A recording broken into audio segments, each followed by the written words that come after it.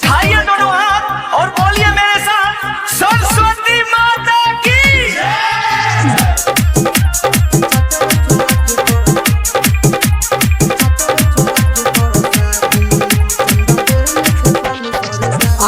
बिना वाली मैया सुने रे गाँव के भैया करे न कौनो पैया लले न कुछ रुपैया।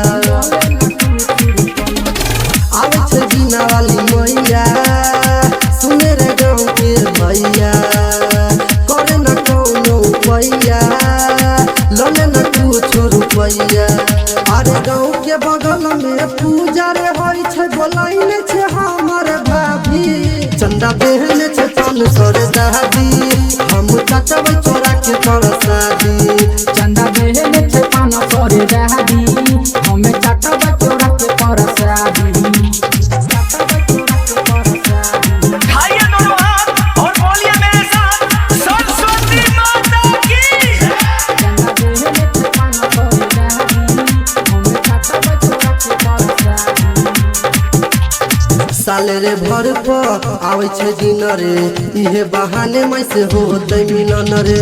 साले रे भर पर आवे छे दिन रे इहे बहाने मैं से होतै मिलन रे होतै मिलन रे होतै मिलन रे।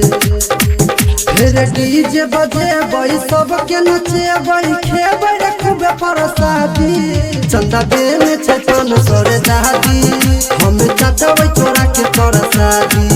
चंदा बहन छे तन सर दादी हम चचबै चोरा के परसादी। अभी आप सुन रहे हो रागी पसंदी को।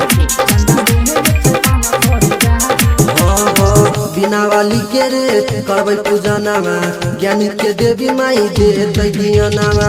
बिना वाली के रे करबै पूजनामा ज्ञानी के देवी माई देतै ज्ञानामा देतै ज्ञानामा रे देतै ज्ञानामा।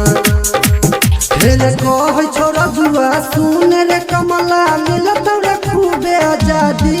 चंदा बेन छे तन सर दादी हमें बचाबै चोरा के कर